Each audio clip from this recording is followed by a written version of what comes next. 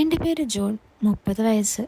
എറണാകുളത്ത് ഫിസിയോതെറാപ്പിസ്റ്റായി ജോലിക്ക് പോകുമ്പോൾ സ്നേഹിച്ച പെൺകുട്ടി നമ്മുടെ സ്റ്റാറ്റസിന് പറ്റിയവരല്ലെന്നും പറഞ്ഞ് എന്നിൽ നിന്നും അവളെ അകറ്റി.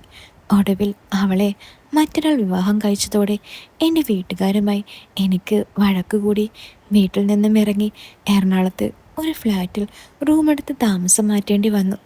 അവിടെ വെച്ച് പരിചയപ്പെട്ട ആലീസ് ആൻറ്റിയുടെ പ്രതികാരത്തിൻ്റെയും ഒപ്പം അവരിലൂടെ എനിക്ക് കിട്ടിയ സ്വപ്ന തുല്യമായ ജീവിതത്തെക്കുറിച്ചുള്ള കഥയാണ് ഞാനിവിടെ പറയുന്നത്. ഞാൻ താമസിക്കുന്ന റൂമിൻ്റെ എതിർവശത്തുള്ള ഒരു ഭാര്യയും ഭർത്താവുമായിരുന്നു. പലപ്പോഴും ഞാൻ അയാളെ ലിഫ്റ്റിൽ വെച്ചും അല്ലാതെയും കണ്ട് പരിചയപ്പെട്ടിട്ടുണ്ട്. എൻ്റെ റൂമിൻ്റെ മുന്നിലുള്ള ഫ്ലാറ്റിലാണ് ആലീസ് ആൻറ്റിയും അവരുടെ ഭർത്താവ് ആൻ്റണി അച്ചായനും താമസിക്കുന്നത്. ആൻ്റണി അച്ചായനുമായാണ് ഞാൻ ആദ്യം പരിചയത്തിലാവുന്നതും. എന്നും പുറത്തു വെച്ചും ഇടയ്ക്കും ജോലിക്ക് പോകുമ്പോൾ ലിഫ്റ്റിൽ വെച്ചും ഞാൻ അച്ചായനെ കാണും. അവരിലൂടെ ആൻറ്റിയെക്കുറിച്ച് അറിഞ്ഞു. കുട്ടികളില്ലാത്ത അവർ മാത്രമാണ് ഫ്ലാറ്റിലുള്ളതെന്നും എറണാകുളത്ത് തന്നെ ഒരു സൂപ്പർ മാർക്കറ്റിലാണ് അച്ചായന് ജോലിയെന്നും അറിയാവുന്നത് അച്ചായനുമായി പതുക്കെ നല്ല അടുപ്പമായി. അങ്ങനെ ഒഴിവു ദിവസം എന്നെ അവരുടെ ഫ്ലാറ്റിലേക്ക് വിളിക്കാൻ തുടങ്ങി. അന്നത്തെ ഭക്ഷണമെല്ലാം അവരുടെ കൂടെയായിരുന്നു. അങ്ങനെയാണ് ഞാൻ അയാളുടെ ഭാര്യയായ ആലീസ് ആൻറ്റി ശരിക്കും കാണുന്നതും സംസാരിക്കുന്നതും. ആരും ഒന്ന് നോക്കിപ്പോവും. കണ്ടാൽ ഒരു 30 വയസ്സ് തോന്നിക്കും. യഥാർത്ഥത്തിൽ അവർക്ക് ഒരു 35 വയസ്സുണ്ട്.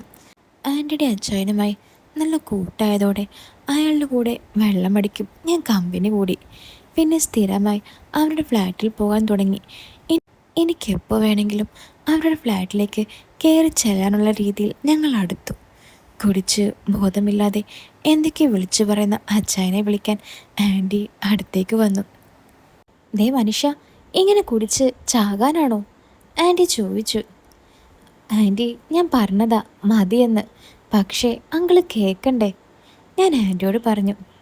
ആ, കേൾക്കില്ല, എല്ലാം അയാൾ കാരനാണ്. അതാരാ ആൻറ്റി? ഡാ, നീ ഒന്ന് പിടിച്ച് ഈ മനുഷ്യനെ ഒന്ന് റൂമിലേക്ക് കിടത്തട്ടെ. ഞാനും ആൻറ്റിയും പിടിച്ച് അച്ചായനെ റൂമിൽ കൊണ്ടുപോയി കിടത്തി. എന്താ ആൻറ്റി ഇച്ചായൻ്റെ പ്രശ്നം? നിങ്ങൾ ആരെക്കുറിച്ചാണ് നേരത്തെ പറഞ്ഞത്? എടാ, അത് അച്ചായൻ്റെ കൂടെ ജോലി ചെയ്യുന്ന ഇക്കേ. അതാരാ? എന്താ പ്രശ്നം? ഇച്ചായൻ ഇങ്ങനെ ജീവിക്കേണ്ട ആളല്ല. അയാളുമായി ഉള്ള സമ്പാദ്യമെല്ലാം എടുത്ത് പാർട്ട്ണർഷിപ്പിൽ ബിസിനസ് തുടങ്ങി. നല്ല രീതിക്ക് മുന്നോട്ട് പോകുമ്പോഴാണ് ഞങ്ങളുടെ കല്യാണം കഴിഞ്ഞത്. കല്യാണ തിരക്കുമായി ഇച്ചായന് ബിസിനസ് കാര്യങ്ങൾ ശ്രദ്ധിക്കാൻ പറ്റാത്ത സമയം നോക്കി അയാൾ ഇച്ചായനറിയാതെ ഓരോന്നായി സ്വന്തം പേരിലാക്കുകയായിരുന്നു. അയാൾ അങ്ങനെ ചെയ്തത് അച്ചായന് മനസ്സിലായില്ലേ? നിങ്ങൾ നിയമ നടപടിയൊന്നും എടുത്തില്ലേ? ഞാൻ ചോദിച്ചു. എടാ, അതുകൊണ്ടൊന്നും കാര്യമില്ല. എല്ലാം ഇച്ചായൻ്റെ ബുദ്ധിമോശം കൊണ്ട് പറ്റിയതാണ്. ആവശ്യമില്ലാതെ ആ തിരക്കിൽ എല്ലാത്തിനും പോയി ഒപ്പുവെച്ചു. പിന്നെയാണ് ചതി മനസ്സിലായത്. ഇനി അതിനെക്കുറിച്ച് പറഞ്ഞിട്ട് എന്താ? അനുഭവിക്കാൻ ഭാഗ്യമില്ലെന്ന് കൂട്ടിയാൽ മതി. ഞാൻ പറഞ്ഞു. അൻവറേക്ക് കാണുമ്പോൾ എനിക്ക് കൊല്ലാനുള്ള പക തോന്നൂടാ. അൻവർ എന്നാണോ അയാളുടെ പേര്? ഞാൻ ചോദിച്ചു. അതെ, ഇച്ചായൻ കണ്ടുവെച്ച പാലാരിവട്ടത്തെ വസ്തുവിലാണ് അയാളിപ്പോൾ വീട് വെച്ച് താമസിക്കുന്നത്. ഇതൊന്നും ഇച്ചായൻ അറിയില്ല. കുടിച്ച് നടന്നാൽ മതി. ആൻറ്റിക്ക് അച്ചായനേക്കാൾ അവരോട് ദേഷ്യമുണ്ടല്ലേ? പിന്നെ ഇല്ലാതെ, എൻ്റെ ജീവിതം ഇങ്ങനെ ആക്കിയത് അവരല്ലേ? എൻ്റെ കാര്യത്തിൽ ഒരു ശ്രദ്ധയില്ലാതെ കുടിച്ചു നടക്കുന്നത് അവർ കാരണമല്ലേ? സാരില്ല, ഇനി അതിനെക്കുറിച്ച് പറഞ്ഞിട്ട് എന്താ? ഒരു ദിവസം എല്ലാം തെളിഞ്ഞു വരും. എവിടെ? എനിക്കങ്ങനൊരു പ്രതീക്ഷയില്ലടാ. കുട്ടികളുണ്ടെങ്കിൽ ഒരു സമാധാനം ഉണ്ടായിരുന്നു. അതിനുള്ള ഭാഗ്യവും എനിക്കില്ലാതെ പോയി. അത് ഡോക്ടറെ കാണിച്ചില്ലേ ആൻറ്റി? മരുന്ന് കുടിച്ചാലല്ലേ?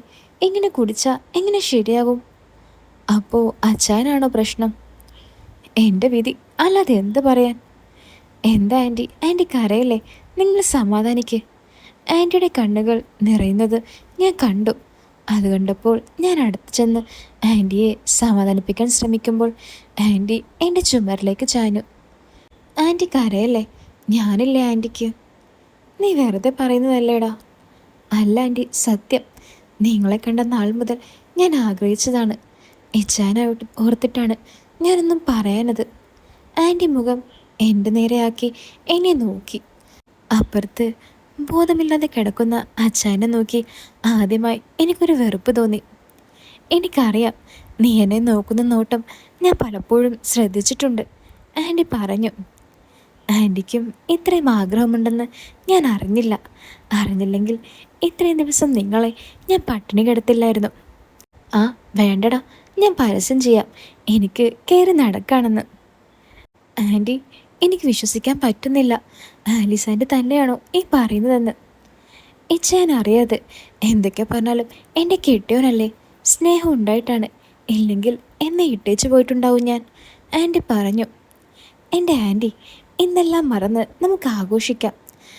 അങ്ങനെ കുടിച്ച വെള്ളത്തിൻ്റെ പവറിൽ ഞങ്ങളെല്ലാം വളരെ നന്നായി ആഘോഷിച്ചു.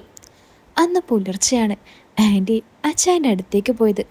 അതുവരെ ഞങ്ങൾ അടിച്ചു പൊളിച്ചു. അന്നു മുതൽ ഞാൻ അച്ചായൻ്റെ കൂടെ കഴിക്കുമ്പോൾ കൂടുതൽ കഴിക്കാതെ അച്ചായനെ കഴിപ്പിച്ച് സൈഡിലാക്കി ആൻറ്റിയുടെ അടുത്ത് പോകാൻ തുടങ്ങി. പിന്നെ ക്ലിനിക്കിൽ നിന്നും ഉച്ചയ്ക്ക് ലീവ് എടുത്ത് പുറത്തേക്ക് കൊണ്ടുപോയി നല്ല മോഡേണാക്കി എൻ്റെ കൂടെയുള്ള ഓരോ നിമിഷവും സ്നേഹതുല്യമാക്കി. അങ്ങനെ ഇരിക്കുമ്പോഴാണ് അച്ചായൻ ആകെ വിഷമത്തോടെ ഫ്ലാറ്റിലേക്ക് വരുന്നത്. എന്തു പറ്റി ഇച്ചായ, എന്താ മുഖമൊക്കെ വാടിയിരിക്കുന്നേ? ആലീസ് ആൻറ്റി അച്ചായനോട് ചോദിച്ചു. എടി, ഞാനിന്ന് അൻവറിനെ കണ്ടിരുന്നു. അവൻ്റെ മോൻ കല്യാണം കഴിച്ചത് സൂപ്പർ മാർക്കറ്റിൻ്റെ ഉടമ അബ്ദുഖാൻ്റെ മോളെയാണ്. അതിനെന്താ, നിങ്ങൾ അബ്ദുഖായും പ്രശ്നമില്ലല്ലോ? എടി, അബ്ദുഖായോട് അവൻ പറഞ്ഞത് എല്ലാ ആളുകളുടെ മുന്നിലിട്ട് എന്നെ മോശമായി പറഞ്ഞു. വിഷമിച്ചിട്ട് എന്താ കാര്യം, എല്ലാം ഈശ്വരനോട് പറയാം, ആലീസ് ആൻറ്റി പറഞ്ഞു. പക്ഷേ അച്ചായൻ്റെ മനസ്സിൽ ആ സംഭവം ആഴത്തിൽ മുറിവേൽപ്പിച്ചിരുന്നു. ആൻറ്റിയുടെ കരച്ചിൽ കേട്ടാണ് ഞാൻ പോയി നോക്കുന്നത്. അച്ചായൻ സാരിത്തുമ്പിൽ തൻ്റെ ജീവിതം അവസാനിപ്പിച്ചിരിക്കുന്നു. കുറച്ച് ദിവസം വേണ്ടി വന്നു ആൻറ്റി ഒന്ന് ഓക്കെ ആകാൻ. ആൻറ്റിയെ സമാധാനിപ്പിച്ച് ഞാൻ ആൻറ്റിയുടെ കൂടെ തന്നെ നിന്നു. ഒരു ദിവസം ജോലി കഴിഞ്ഞ് വരുമ്പോൾ ഞാൻ ആൻറ്റിയെ ഫ്ലാറ്റിൻ്റെ പുറത്ത് വെച്ച് കണ്ടു. ഞാൻ ആൻറ്റിയോട് ചേർന്ന് നടന്നു. ഡാ, നീ എന്തായി കാണിക്കുന്നത്? ആരെങ്കിലും കാണും, നീ ഫ്ലാറ്റിലേക്ക് ചെല്ല്, ആൻറ്റി പറഞ്ഞു. അല്ലെങ്കിൽ ആർക്കും അറിയില്ല. റൂം ഒഴിവാക്കി ഞാൻ നിങ്ങളുടെ കൂടെ ഫ്ലാറ്റിൽ നിൽക്കുന്നത് ഇവിടെ ആർക്കും അറിയാത്തത്? ഇന്നലെ താഴെ വെച്ച് ഒരുത്തൻ പറയുന്നത് കേട്ടിടാ. എന്ത്? ഭർത്താവ് മരിച്ചതിന് ശേഷം ഞാനാക്കി മാറിപ്പോയിന്ന്. ആ, അത് ശരിയല്ലേ. ഇപ്പോൾ കുറച്ച് മോഡേണായി, മേക്കപ്പ് ചെയ്തപ്പോൾ ഒന്നുകൂടി സുന്ദരിയായി. അത് ശരിയാ, എന്നെ ഇങ്ങനെ ആക്കിയത് നീയല്ലേടാ. ആൻറ്റി, നാളെ ഞാൻ ലീവാണ്, നമുക്ക് ഒരു സിനിമയ്ക്ക് പോയാലോ? ആടാ, പോകാം. ഇവിടെ ഒറ്റയ്ക്കിരുന്ന് എനിക്ക് പറ്റുന്നില്ല, ആൻറ്റി പറഞ്ഞു.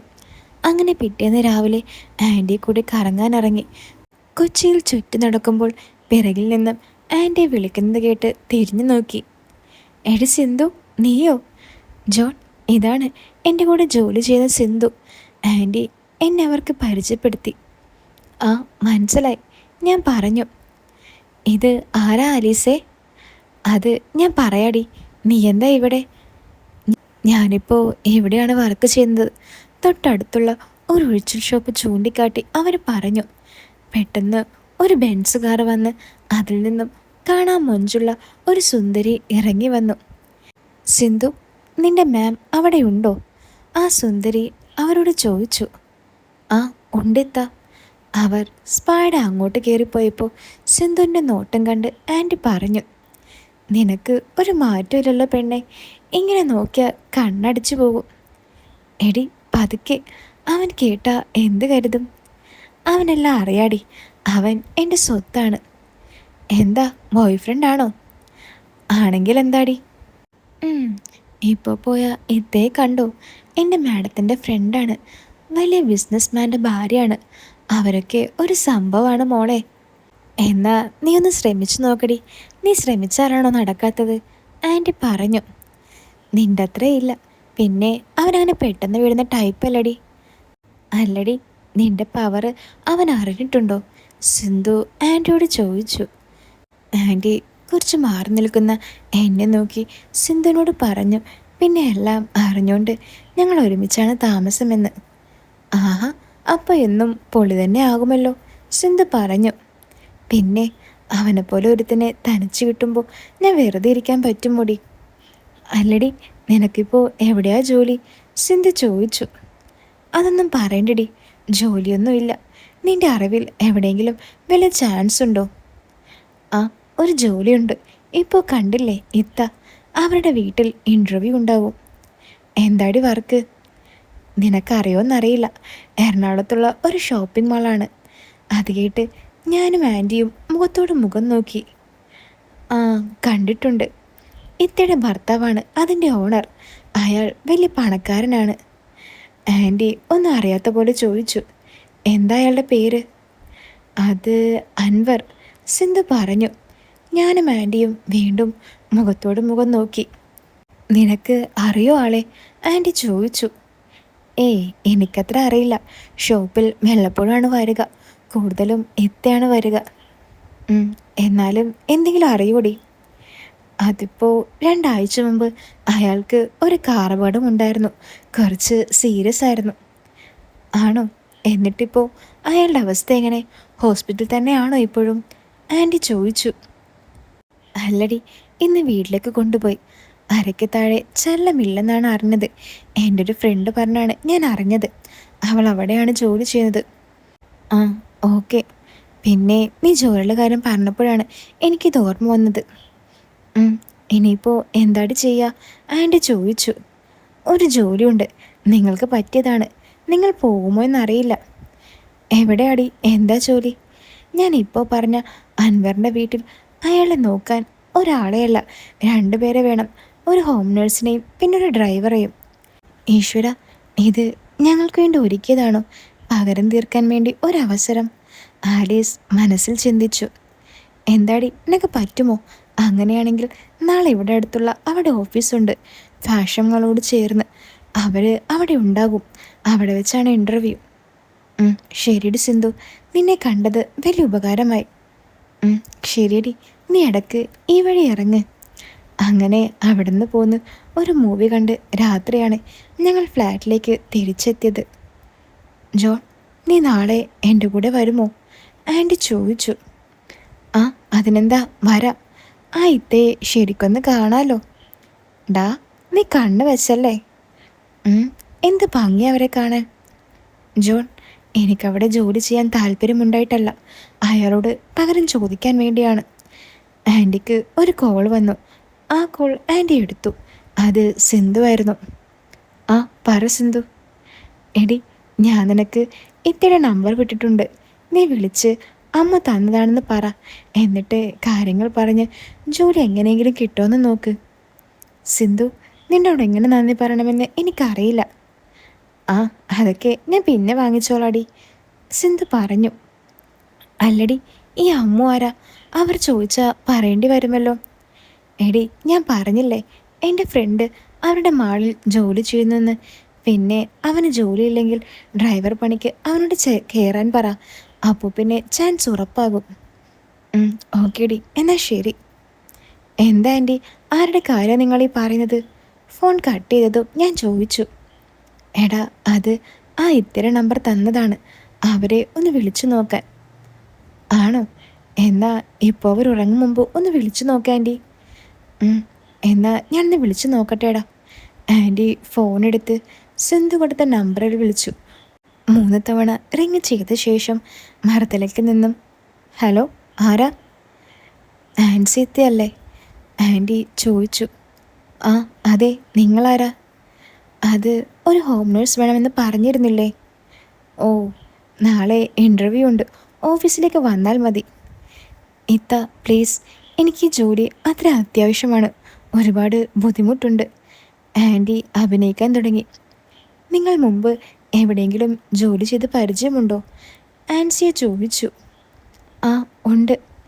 നിങ്ങൾ ഒരു കാര്യം ചെയ്, നാളെ കൊച്ചിയിൽ ഓഫീസിലേക്ക് വാ, നമുക്ക് നോക്കാം. അതും പറഞ്ഞ് കോള് കട്ടായി. ഞാൻ ചോദിച്ചു, എന്താ ആൻറ്റി, ഓക്കെ ആയോ? നാളെ രാവിലെ ചെല്ലാൻ. ജോൺ, നിനക്ക് ഡ്രൈവറായിട്ട് വന്നൂടെ? എന്നാ കിട്ടിയാലോ? ആൻറ്റി, അത് വേണോ? അപ്പോൾ എൻ്റെ ജോലിയോ? എടാ, എനിക്ക് വേണ്ടിയല്ലേ, പ്ലീസ് ഡാ, ആൻറ്റി പറഞ്ഞു. ആദ്യം ഇൻ്റർവ്യൂ നടക്കട്ടെ. അപ്പോൾ നിങ്ങൾക്ക് കിട്ടുന്നില്ലെന്ന് തോന്നുകയാണെങ്കിൽ എൻ്റെ കാര്യം എടുത്തിട്ടോ, പോരെ? ഓക്കേടാ, ആൻറ്റി സന്തോഷത്തോടെ എൻ്റെ അടുത്തേക്ക് വന്നു. പിറ്റേന്ന് രാവിലെ ആൻറ്റിയും ഞാനും കൊച്ചിയിൽ അൻവറിക്കയുടെ കമ്പനിയിൽ പോയി. സെക്യൂരിറ്റി ഞങ്ങളോട് അവിടെ ഇരിക്കാൻ പറഞ്ഞു. ഞാൻ നോക്കുമ്പോൾ ഒരുപാട് പേര് ഇൻ്റർവ്യൂ അറ്റൻഡ് ചെയ്യാൻ വന്നിട്ടുണ്ട്. ഞങ്ങൾ മാത്രമേ ഉള്ളൂ ഒരുമിച്ച് വന്നത്. ബാക്കിയെല്ലാം ഡ്രൈവറും നേഴ്സും ഒറ്റയ്ക്കാണ് വന്നത്.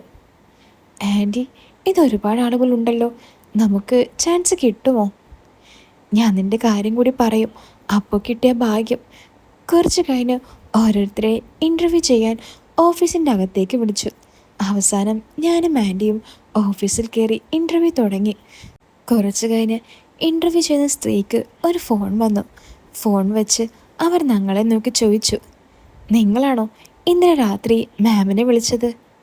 അതെ, എനിക്ക് ഒഴിച്ചിലൊക്കെ അറിയാം, ആൻറ്റി പറഞ്ഞു. ഗുഡ്, അന്ന് നന്നായി. എന്തായാലും നിങ്ങൾ വെയിറ്റ് ചെയ്യ്. മാം ഓക്കെ പറഞ്ഞാൽ നിങ്ങളെ അറിയിക്കാം. ഇത് എൻ്റെ ബന്ധുവാണ്. ഡ്രൈവറായിട്ട് ചാൻസ് കിട്ടിയാൽ നന്നായിരുന്നു, ആൻറ്റി പറഞ്ഞു. എന്നിട്ടാണോ നിങ്ങൾ പറയാതിരുന്നത്? അപ്പോൾ നിങ്ങൾക്ക് ചാൻസ് കൂടുതലാണ്. ഞാൻ മാമിൻ്റെ അടുത്ത് പറയാം, അവർ പറഞ്ഞു. അങ്ങനെ ഞാനും ആൻറ്റിയും ഒരുമിച്ച് അവരോട് താങ്ക്സ് പറഞ്ഞു. ഓഫീസിൽ നിന്നും ഇറങ്ങി ഞങ്ങൾ അവിടെ തന്നെ ചുറ്റിപ്പറ്റി നടന്നു. 3 മണിക്കൂർ കഴിഞ്ഞ് ആൻറ്റിയുടെ ഫോൺ ബെല്ലടിച്ചു. ആൻറ്റി ഫോൺ എടുത്തു. ഹലോ, ആരാ? ഹലോ, ഇത് ആലീസ് അല്ലേ? നിങ്ങളെ ജോലിക്ക് നിയമിച്ചു. കൂടെ നിങ്ങളുടെ ബന്ധുവിനെയും ഓഫീസിൽ വന്നാൽ മതി, ഡീറ്റെയിൽസ് പറയാം. അങ്ങനെ ഞാനും ആൻറ്റിയും പെട്ടെന്ന് അങ്ങോട്ട് ചെന്നു. അവർ ഒരു കാർഡ് എൻ്റെ നേരെ നീട്ടി. ഇതാണ് അഡ്രസ്സ്, പാലാരിവട്ടമാണ് വീട്. അവിടെ നാളെ രാവിലെ പോയാൽ മതി. ബാക്കിയെല്ലാം അവിടെ ചെന്നിട്ട് ഇത്ത പറയും. പിറ്റേന്ന് നേരത്തെ തന്നെ ഞങ്ങൾ പാലാരിവട്ടത്തുള്ള അൻവറിക്കയുടെ വീട്ടിൽ പോയി. ആൻറ്റിയുടെ മനസ്സിൽ ഒറ്റ ചിന്ത മാത്രമായിരുന്നു, എങ്ങനെയെങ്കിലും അവരോട് പകരം ചോദിക്കുക. എൻ്റെ ബൈക്കിൽ ആൻറ്റിയും കൂട്ടി ഓഫീസിൽ നിന്ന് തന്നെ അഡ്രസ്സിൽ പോയി പ്രധാന റോഡിൽ നിന്നും മറ്റൊരു റോഡിലേക്ക് തിരിഞ്ഞു. കുറച്ച് മുന്നോട്ട് പോയപ്പോൾ 2 സൈഡിലും തെങ്ങും മരങ്ങളും നിറഞ്ഞ് പറമ്പിൻ്റെ നടുവിലൂടെ വലിയ വീട്ടിലേക്കുള്ള റോഡിലേക്ക് കയറുമ്പോൾ ആൻറ്റി പറഞ്ഞു, ഇതെല്ലാം എൻ്റെയും ഇച്ഛാൻ്റെയും കൂടി അവകാശമുള്ളതാണല്ലോ എന്ന് സങ്കടം പറഞ്ഞ് ആൻറ്റി ബൈക്കിലിരുന്നു. വലിയ ഗേറ്റിൻ്റെ മുന്നിൽ ബൈക്ക് നിർത്തി. ആൻറ്റി ഇറക്കി. ഞാൻ ബൈക്ക് സൈഡിൽ ഒതുക്കി. ഗേറ്റ് തുറന്ന് അകത്ത് കയറി. മുറ്റം തന്നെ കാണാൻ നല്ല ഭംഗി. നല്ല വില കൂടിയ ഇൻ്റർലോക്ക് പതിപ്പിച്ച് ചുറ്റും ചെടിയൊക്കെയായി കണ്ണിന് കുളിർമ നൽകുന്ന വീടായിരുന്നു അത്. വീടിൻ്റെ മുന്നിലെത്തി ആരെയും കാണാതായപ്പോൾ ഞാൻ കോളിംഗ് ബെല്ലടിച്ചു. അല്പം കഴിഞ്ഞ് കതക് തുറന്ന് പുറത്തേക്ക് വന്ന ഒരുത്തൻ ഞങ്ങളോട് ചോദിച്ചു, പുതിയ ഹോം നേഴ്സാണോ? ആ അതെ, ആൻറ്റി പറഞ്ഞു. കയറിയിരിക്കെ, ഞാൻ ഉമ്മയെ വിളിക്കാം. അൻവറയ്ക്കയുടെ മകനാണെന്ന് തോന്നുന്നു. കുറച്ചു കഴിഞ്ഞ് ഒരു കറുത്ത ചുരിദാറിട്ട് അന്ന് കൊച്ചിയിൽ സിന്ധുവിൻ്റെ അടുത്ത് സംസാരിക്കുമ്പോൾ കണ്ട ആൻസിയത്ത് പുറത്തേക്ക് വന്നു. അന്ന് ശരിക്കും അവരെ ശ്രദ്ധിക്കാൻ പറ്റില്ല. ചുരിദാറിൽ അവരെ കണ്ടപ്പോൾ കൂടുതൽ ഭംഗി തോന്നി. ഞാനും ആൻറ്റിയും അവരെ തന്നെ നോക്കി നിന്നു. വീട് കണ്ടുപിടിക്കാൻ ബുദ്ധിമുട്ടിയോ? എന്നെ നോക്കിക്കൊണ്ട് ഇത്ത ചോദിച്ചു. ആ, ചെറിയ സംശയം ഉണ്ടായിരുന്നു. പിന്നെ ആ സൈഡിലുള്ള കടയിലുള്ള ആളോട് ചോദിച്ചറിഞ്ഞാണ് ഇങ്ങോട്ട് എത്തിയത്. ആലീസ് നല്ല പേര് പറഞ്ഞത്. ആ അതെ, അത് ചോദിക്കുമ്പോഴെല്ലാം ഇത്ത എന്നെ ശ്രദ്ധിക്കുന്നത് ഞാൻ കണ്ടു. ഇവരാണോ ഡ്രൈവറായിട്ട് പറഞ്ഞ കക്ഷി? അതെ, എൻ്റെ ബന്ധുവാണ്, ആൻറ്റി പറഞ്ഞു. ഒരു ഡ്രൈവറെ ആവശ്യമുണ്ടായിട്ടല്ല, ഇക്ക ഇങ്ങനൊരവസ്ഥയിലായപ്പോൾ എന്നെക്കൊണ്ട് ഒറ്റയ്ക്ക് ബിസിനസ് നോക്കാൻ പറ്റാത്തതുകൊണ്ട് മോനും തിരക്കിലായി. അപ്പോൾ എനിക്ക് പോകാനും വരാനും വീട്ടിലെ കാര്യങ്ങൾക്കും ഒരാളെ വെക്കുന്നതാകും നല്ലതെന്ന് തോന്നി. അത് നന്നായി. അതുകൊണ്ട് എനിക്കും ഒരു ജോലി കിട്ടിയല്ലോ, ഞാൻ പറഞ്ഞു. പിന്നെ വീട്ടിലാഴ്ചയിൽ ഒരു ദിവസമേ പോകാൻ പറ്റൂ. പിന്നെ കൂട്ടുകാരെ ഒന്നും ഇങ്ങോട്ട് കൂട്ടിക്കൊണ്ട് വരരുത്. കാറെടുത്ത് വെറുതെ കറങ്ങി നടക്കരുത്, ഇത്ത പറഞ്ഞു. അവൻ അങ്ങനെയൊന്നും ചെയ്യില്ല, ആൻറ്റി പറഞ്ഞു. ഞാൻ കാര്യങ്ങൾ ഒന്ന് പറഞ്ഞതാണ്. എന്നാ ആലീസ് വാ, മോൻ ഇരിക്കട്ടോ. അവർ ആൻറ്റിയും കൂട്ടി അകത്തേക്ക് പോയി. അപ്പോൾ ഈ കഥയുടെ സെക്കൻഡ് പാർട്ട് കേൾക്കാൻ നിങ്ങൾക്ക് ആഗ്രഹമുണ്ടോ? ഉണ്ടെങ്കിൽ വീടിന് ലൈക്ക് ചെയ്യാൻ മറക്കല്ലേ. അപ്പോൾ ഇതിൻ്റെ സെക്കൻഡ് പാർട്ട് ഞാൻ ഉടൻ തന്നെ ചെയ്യാട്ടോ. അതുപോലെ തന്നെ ഇതുപോലുള്ള കഥകൾ മുഴുവനായും നല്ല പച്ചയ്ക്ക് കേൾക്കാൻ നിങ്ങൾക്ക് ആഗ്രഹമുണ്ടെങ്കിൽ അടിയിലെ കമൻറ്റ് ബോക്സിൽ ഞാനൊരു ലിങ്ക് കൊടുത്തിട്ടുണ്ട്. അതിൽ കയറി എനിക്കൊരു മെസ്സേജ് അയച്ചാൽ മതി കേട്ടോ. അപ്പോൾ അതിൻ്റെ ഡീറ്റെയിൽസൊക്കെ ഞാൻ പറഞ്ഞു തരാം. അപ്പോൾ പുതിയൊരു കഥയായിട്ട് നമുക്ക് വീണ്ടും കാണാം. എല്ലാവരും കാത്തിരിക്കുക.